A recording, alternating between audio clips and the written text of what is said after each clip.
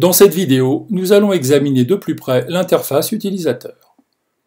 Lorsque vous ouvrez Vectorworks, vous voyez une zone de dessin entourée de différentes palettes. Si vous regardez la zone de travail, vous voyez que la couleur d'arrière-plan est une sorte de blanc cassé.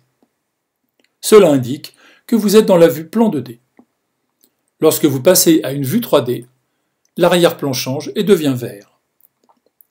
Si vous basculez maintenant vers une projection en perspective, vous observez un dégradé vert en bas qui représente le plan du sol sous l'horizon. Le dégradé bleu au-dessus de l'horizon montre, lui, le ciel. Si vous passez à une planche de présentation, vous voyez que l'arrière-plan devient blanc.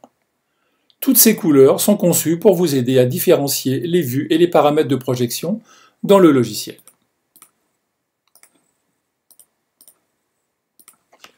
Si vous revenez à la vue en plan 2D, vous repérez une bordure grise. Cette bordure correspond à la taille du dessin et représente la zone imprimable du document. Si vous passez au format de page, vous pouvez activer ou désactiver la visibilité du contour de page. Vous pouvez également activer ou désactiver la séparation des pages et ajuster la taille de votre dessin. Par exemple, je choisis ici ISO A1. Maintenant, vous voyez que le format de dessin contient plusieurs zones. Ces zones indiquent l'emplacement des sauts de pages qui sont à leur tour déterminés par vos paramètres d'impression. Vous noterez également qu'il y a une grille bleue dans la zone de dessin. Cette grille est la grille de référence. Si vous affichez les préférences d'attirance dans le menu Extra et sélectionnez la catégorie grille, vous voyez deux options pour la grille magnétique et le pas de la grille. Lorsque vous regardez la partie supérieure et gauche de la zone de dessin, vous voyez des règles blanches.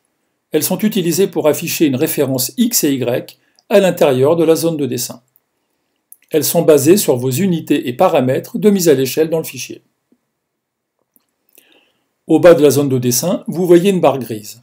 Cette barre s'appelle la barre d'état. Sur le côté droit de cette barre, vous voyez les coordonnées actuelles, X, Y, longueur et angle du curseur. Sur la gauche, vous trouverez entre autres des conseils généraux sur les outils. La barre d'affichage est située sous la barre de titre. En partant de la gauche, vous voyez qu'il y a un bouton précédent et suivant. Cela vous permet de naviguer rapidement entre le zoom précédent, le zoom suivant ou d'autres paramètres d'affichage. Ensuite, vous voyez le bouton des classes. Ce bouton ouvre la boîte de dialogue d'organisation avec la liste de toutes les classes du document. Voici ensuite le menu de la classe active. La classe active est affichée ici et vous pouvez également la modifier. Ici se trouve le bouton des calques. Ce bouton ouvre également la fenêtre de dialogue d'organisation, tout comme avec les classes. Le menu affiche le calque actif et vous pouvez basculer directement à partir d'ici sur une planche de présentation. Le bouton d'alignement à un plan de travail aligne, lui, la vue perpendiculairement à un plan de travail donné. Le menu suivant affiche le plan de travail actif, qui permet de basculer entre différentes options ou d'activer un plan de travail automatique. Regardez maintenant le menu des vues enregistrées.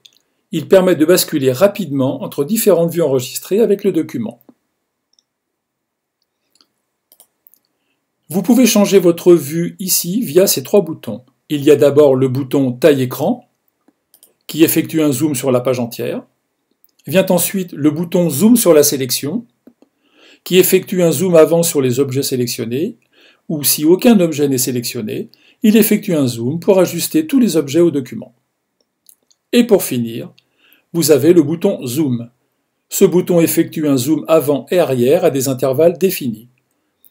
Mais vous pouvez choisir un niveau de zoom personnalisé en pourcentage dans la fenêtre du zoom actuel. La section suivante contient des options d'affichage courant. Il y a d'abord deux modes, les vues du plan actif et les vues du plan de travail. Les vues du plan de calque actif basculent entre les vues en fonction du plan du calque actif et les vues du plan de travail basculent entre les vues en fonction du plan de travail défini. Le bouton suivant permet de faire pivoter le document selon un angle précis. Celui-ci permet d'orienter tous les calques selon la même vue. Et enfin, ce bouton active le multifenêtrage, qui fera l'objet d'une prochaine vidéo. Voici maintenant le menu de la projection courante. Cela vous permet de choisir entre différents types de projections, telles que la projection orthogonale ou en perspective. Notre dernier bouton est le mode de rendu. Il vous permet de choisir parmi un grand choix de modes de rendu. À l'extrême droite de la barre d'affichage, vous voyez un bouton de menu. Ce bouton permet de gérer les options que l'on souhaite voir ou non dans la barre d'affichage. Par exemple, si je clique sur le bouton Échelle, je peux l'afficher dans la barre d'affichage. Sous la barre d'affichage, voici la barre des modes. Sur la partie gauche, vous voyez des options relatives à l'outil sélectionné, qui changent en fonction de l'outil choisi. Actuellement, l'outil actif est l'outil sélection. Mais si je change pour un autre outil, par exemple rectangle, ces modes changent également. Vous avez maintenant un jeu d'options pour cet outil spécifique. Le texte situé à droite donne lui quelques indications sur la manière de l'utiliser.